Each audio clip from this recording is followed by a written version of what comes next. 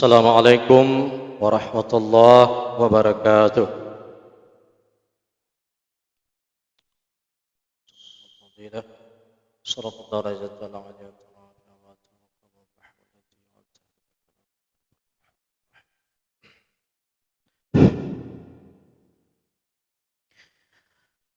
Alhamdulillahi rabbil alamin. Allahumma salli ala Sayyidina Muhammad wa ala alihi wa sahbihi ajma'in. Yang sama-sama kita cintai dan kita muliakan seluruh alim ulama dan seluruh guru-guru, baik itu guru agama, guru umum, para pemimpin kita, dan para hadirin jamaah Jumat yang dirahmati Allah Subhanahu wa taala. Judul khutbah pada hari ini yaitu persiapkan amal kita untuk hari esok. Allah taala berfirman dalam surat Al-Hasyr ayat 18. A'udzu billahi minasyaitonir rajim. Bismillahirrahmanirrahim. Ya ayyuhalladzina amanuttaqullaha wal tanzur nafsum ma qaddamat lighad. Wattaqullaha innallaha khabirum bima ta'malun. Yang terjemahnya lebih kurang, wahai orang-orang yang beriman, takutlah kepada Allah. Definisi takut kepada Allah, imtithalu awamiri wajtinabu nawahihi, yaitu melaksanakan perintah Allah dan menjauhkan larangan. Bapak-bapak, para hadirin, pada saat ini kita sedang bertakwa kepada Allah, karena saat ini kita melaksanakan perintah, yaitu untuk melaksanakan salat Jumat. Wal tanzur nafsum ma qaddamat lighad, dan hendaknya manusia itu memikirkan apa yang telah dipersiapkan untuk hari esok. Lighad baik itu di dalam tafsir klasik, artinya kitab-kitab turas, atau dalam tafsir modern yang dikarang oleh profesor, doktor, makna lihat di sini adalah yaumul qiyamah, artinya hari akhirat. Bukan lihat hari besok, hari Sabtu, bukan itu yang dimaksud. Wattaqullah, bekal yang paling baik untuk hari esok itu adalah takut kepada Allah. Innallaha khabirum bima ta'malun, sesungguhnya Allah sangat tahu apa yang kamu lakukan. Dalam hal ini, seorang imam atau seorang ulama bernama Jalaluddin Abdurrahman ibni Abi Bakrin Sayyuti, dalam kitab beliau Fathul Kabir fi dhammi ziyadati ila jami'is saghir berkata, sab'atun yajri li 'abdi ajrahunna wa huwa fi qabrihi ba'da mautihi. Kata beliau, ada 7 macam yang pahalanya itu terus mengalir bagi seseorang dan bermula dianya di dalam kubur setelah dia meninggal dunia. Artinya bapak-bapak, para hadirin yang dirahmati Allah, ada 7 macam amalan. Kalau ini kita lakukan, ini pahala kita terus mengalir. Walaupun kita telah masuk ke dalam kubur, tidak lagi berada di dunia ini, itu pahala jalan terus. Kalau bahasa sekarang, investasi ya. Orangnya tidak kerja, tapi gaji jalan terus. Itu tiap tahun bertambah terus gajinya. Itu orang-orang yang tanamkan modal. Nah, di samping kita menanamkan modal di dunia, Baik tua tunggu, ditanamkan modal untuk akhirat. Yang pertama kata beliau di dalam kitab itu, man allama ilman. Nyo yang pun tadu. Orang yang pahalanya terus mengalir, yaitu orang yang mengajarkan ilmu pengetahuan. Itu kalau di dalam kitab-kitab kita lihat, orang yang tidak bisa baca Quran, lalu Bapak ajarkan, orang ini bisa baca Quran, itu dinamakan alim ataupun orang yang mengajar. Orang ini tidak tahu cara bersuci, ne pruno tunggu, ne peget balai-balai bacut, ne hoi urang bet, urangnya carang batrone. Yang dia tidak bisa bersuci, selama Bapak ajarkan, orang ini pandai bersuci. Orang ini dulunya pelit, bakhil, tapi kabet batrone, urangnya kajit pemurah. Nah ini dinamakan orang yang allama ilman, orang yang mengajarkan ilmu pengetahuan. Makanya kepada tunggu-tunggu dan juga bapak-bapak, para ustadz mubalik yang ada di sini, kalau posisi kita, tugas kita untuk mengajarkan ilmu pengetahuan, nyobek ne tinggai sagai-sagai tunggu, bek ne tinggai. Belum aja lagi kamu urung-urung bet, menyo kamu urung dari dayah tunggu memang gewasit oleh abu. Nya untuk menyonewo gampung benar bet semebet, benar bet semebet. Nanti bapak-bapak behirin, oh nakalon kamu urung-urung dari daya, walaupun tu murid lehero sagai tunggu, kamu tetap semebet, karenanya wasiat daripada abu. Yang pesan daripada seluruh ulama-ulama bahwasanya agama ini akan tetap di dunia apabila masih ada orang yang mengajarkan ilmu pengetahuan dan mentongna urung bet. Monya urung semebet hanale, urung bet hanale, agama ini akan hilang di permukaan bumi. Nah inilah dia Pak pertama-tama. Jadi ini sangat beruntung kepada bapak-bapak dan tunggu-tunggu gure-gure Bandung yang kana semebet walaupun murid entuk na 2 tahun lehera nyan bek ne piuh tunggu. Bek entuk omah tunggu. Wate pun don buka balai receh na maserto. Jino ketron 50. Ketron lom tinggal 2 ro tunggu. Kipan sebut semebet.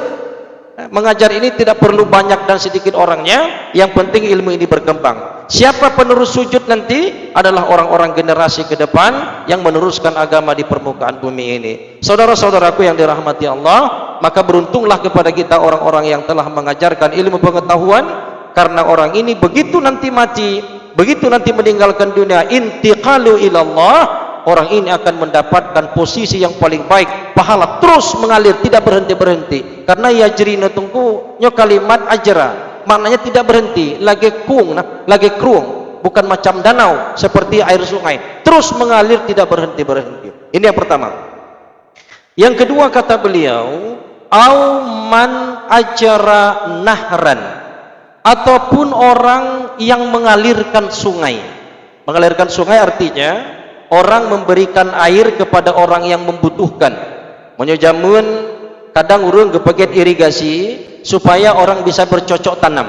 Karena di dalam sarahnya itu adalah tujuan dialirkan air supaya orang bisa bercocok tanam, orang bisa menanam sesuatu untuk kebutuhan pangan. Nah, orang yang membuat irigasi atau yang mengalirkan sungai untuk kebutuhan hidup, ini orang pahalanya terus mengalir. Sama lagi tanyonku. Jadi umpama bapak-bapak memang nyejino tapi krung hana mungkin. Ya, karena tempat kita memang airnya tidak ada begitu banyak ya. Tapi bapak ada mengalirkan air ke masjid, nepeget pam umpama. Air itu mengalir, yang mana air itu untuk berwudu, untuk bersuci, untuk macam-macam. Nah, ini juga ada pahalanya kepada orang yang memasukkan tadi itu. Yang ketiga kata beliau, auman hafara bi'ran, ataupun orang yang membuat sumur.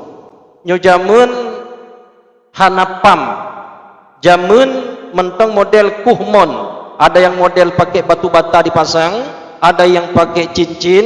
Nah, itu sumur-sumur yang masih ada itu tetap mengalir pahala kepada si penggalinya. Pak Ustadz, itu kan gak dipakai lagi, sumur itu gak dipakai lagi. Selama bendanya itu masih ada, ini masih tetap mengalir pahalanya kepada si pelaku atau kepada si pembuat tadi. Jadi bapak-bapak yang lelupeng nyanjit neumpeket nunggu neblo tanuh bapineh jalan kira-kira mau setengah rantai olehnya nepeget jambo ina nepeget mon. Jadi begitu kita nanti kembali kepada Allah Ta'ala, yang bapak yang membuat tadi dek ragule tunggu hanapura gurono nyan pahala terus mengalir, dan kita akan mendapatkan tempat yang sebaik-baiknya di sisi Allah Subhanahu wa Ta'ala. Yang selanjutnya, man gharasa nakhlan, orang yang menanam kurma.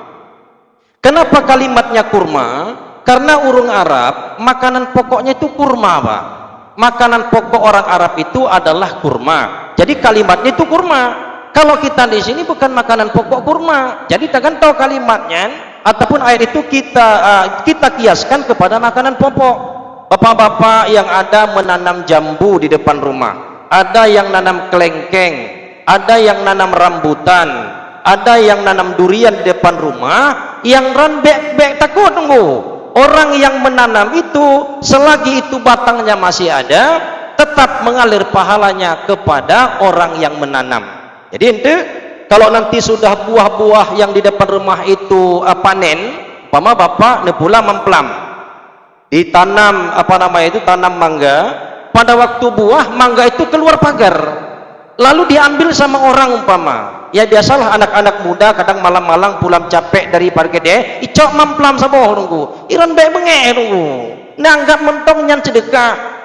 Bede begitu mangga hilang langsung ambil HP foto, cetrek, masukkan ke media, dimasukkan ke Instagram, ke Facebook, ke apalagi ke WA. Orang kampung ini semuanya pencuri, mangga saya hilang. Padahal saboh dongku gadoh, ibegah mendum gadoh. Nah ini sudah berlipat ganda nih. Yang pertama-tama bohong, yang kedua menebar aib orang kampung. Padahal cuma satu. Coba kalau kita ikhlaskan saja, itu bisa menjadi darah daging kepada yang makan.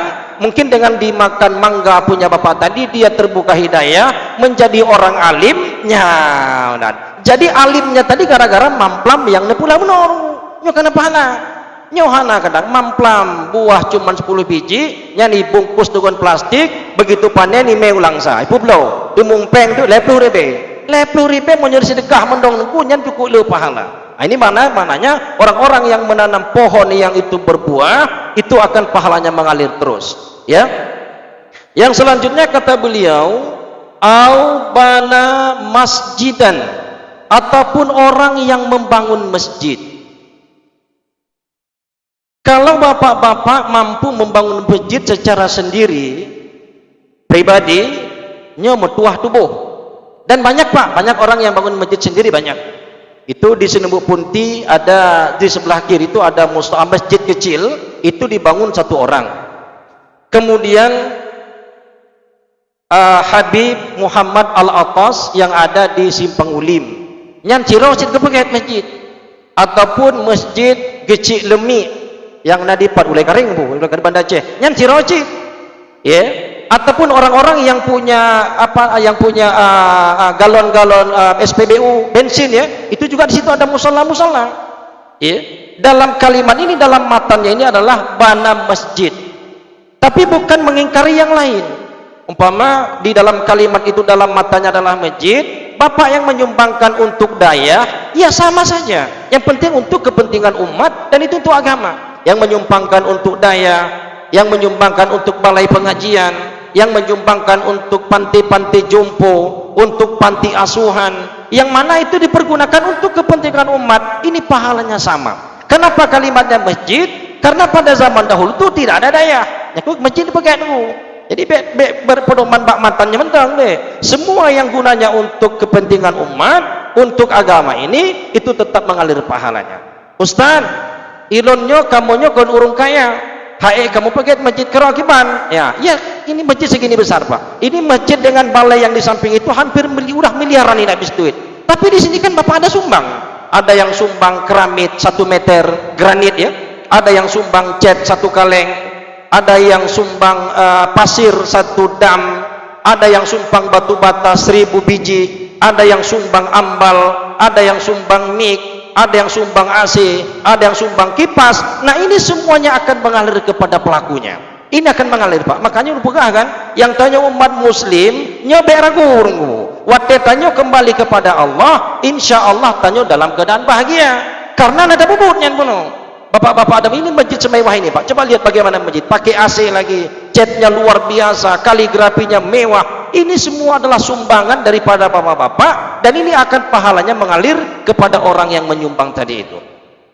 Yang selanjutnya adalah man warasa mushafan, orang yang mewakafkan, orang yang menyumbangkan Al-Quran. Terserah mau disumbangkan ke mana. Disumbangkan di masjid juga boleh, diwakafkan di daerah boleh, di pesantren boleh, di panti asuhan boleh, di tempat pengajian boleh, di mana-mana. Yang penting Quran tadi diwakafkan dan dibaca. Kan mengadu. Bapak yang menyumbangkan Al-Quran, bulan Ramadan anak-anak mengaji. Tanya tengah-tengah. Ataupun tanya jip kopi ke dia, bak Langsa City, jip espresso dia, duduk tanya buka WA, yang pahala kan mengalir karena Quran tanya kagebet dia orang lain. Kiban mengat lom. Ya, jadi makanya yang menyona Quran, bukan Quran saja Pak, termasuk ambal, termasuk tempat mengaji Quran pun, rehal, itu tempat duduk Quran itu juga termasuk. Yang terakhir kata beliau, man taraka waladan yastaghfiru lahu ba'da mautih. Yang terakhir pahala yang terus mengalir adalah dia meninggalkan anak, yang mana anak itu mau mohon ampun kepadanya setelah dia meninggal dunia nanti. Nah, ini aset kita Pak. Anak ini adalah aset kita, makanya harus kita hormati. Akrimu auladakum, muliakan anak-anak kamu, hormati anak-anak kita. Anak-anak kita ini adalah orang-orang yang doanya tidak ada penghalang antara anak dengan orang tuanya. Makanya kita harus berbuat baik kepada anak-anak kita. Apa kebutuhannya? Nyo ane tengah buat blok kitab, kirimkan makanan, kirimkan uang, kirimkan belanja. Anak sedang di pesantren, mondok, kirimkan belanjanya, kirimkan. Karena itu adalah ibadah kepada kita. Perle kitab, blok kitab. Nyohana dia kadang moto Pajero Sport di rumah. Anu laki blok kitab, ijak bak Baitul Mal. Contoh tolong siat kitab kan ulun. Nyahan yang ka. Ini belum. Karena itu adalah pahala kepada kita. Begitu dikaji kitabnya, begitu dibaca bukunya, orang yang mengaji, orang yang mengirim tadi itu akan mendapatkan pahala. Berapa banyak kita lihat di warung-warung. Ada kadang orang-orang hebat lah, duduk beramai-ramai 10 atau 5 orang atau 15 orang, itu nanti waktu bayar 1 orang Pak. Kita lihat di mana-mana, di warung-warung ternama di Kota Langsa, itu mereka bayar 10 orang yang makan, 1 orang yang bayar. Nanti kadang habis 1 juta, kadang habis 500.000, kadang habis nanti 600. Nggak tentu, bagus, itu bagus Pak, orang ini pemurah. Tapi ingat, anak kita di rumah, ini jangan kita lupakan. Ini kadang nanti ditraktir orang habis 700.000, begitu pulang ke rumah ane ila kepeng. Abu ayah ni bipeng ke don 5.000 untuk ia bertiat. Nyo katin palut tengku keju. Nya nyo ke parah urang nyo. 5.000 ila kepeng palut keju. Sementara bunuh bak warung 700.000 ke debit ana ragu-ragu. Padahal orang yang kita traktir tadi itu waktu kita kembali kepada Allah, gejak batanya waktu meningkai tengku paling isumbang di 20.000 keju. Yang ane tanya bunuh yang lakepeng, orang itu yang mendoakan kita, Allahumma firli wali walidayya, Allahumma firlahu warhamhu. Nah, makanya kepada kita, muliakanlah anak-anak kita, karena ini adalah aset kita nanti waktu kita kembali kepada Allah Subhanahu wa taala. Doanya itu tidak ada penghalang antara kita dengan anak itu tadi. Nah, ini yang dapat saya sampaikan. Ada 7 macam tadi itu. Yang paling menarik Bapak-bapak, kalimatnya bukan diikat pakai waw, tapi diikat pakai au. Artinya salah satu. Semuanya itu bukan kalimat wawa, bukan, tapi au. Artinya atau. Salah satu di antara yang 7. Tanyo kana nyo kebahagiaanmu. Ya, sang na mungkin lagi nyo urang na mendum. Di antara yang 7 kita ada. Kita bukan orang alim, mungkin kita tidak bisa buat sungai, kita tidak bikin sumur, mungkin kita tidak bisa bangun masjid, minimal tanyo nada pula pakai. Minimal tanyo nada tawakafkan Quran, minimal tanyo nada bantu urang masjid bacut, minimal tanyo meninggalkan anak, yang mana anak itu tadi mohon ampun kepada Allah Subhanahu wa taala atas dosa-dosa yang pernah kita lakukan. Nah, mudah-mudahan ada manfaatnya. Amin amin ya rabbal alamin. Alhamdulillahirabbil alamin. Allahumma salli wa sallim wa barik ala sayyidina wa maulana Muhammad wa ala alihi wa sahbihi ajma'in. Ya ayyuhan nas, ittaqullaha haqqa tuqatih wa la tamutunna illa wa antum muslimun. A'udzu billahi minas syaitonir rajim. Bismillahirrahmanirrahim. Wal 'ashri innal insana lafi khusr illa alladziina amanu wa 'amilus solihati wa tawassaw bil haqqi wa tawassaw bis sabr. Barakallahu li wa lakum fil Qur'anil 'azim wa nafa'ani wa iyyakum bima fihi minal ayati wa dzikril hakim. wa taqabbal minni wa minkum tilawatahu innahu huwas samiul basir. Rabbana atina fid dunya hasanatan wa fil akhirati hasanatan wa qina adzabannar. Alhamdulillahi fattahil alim alladzi hadana ila siratal mustaqim.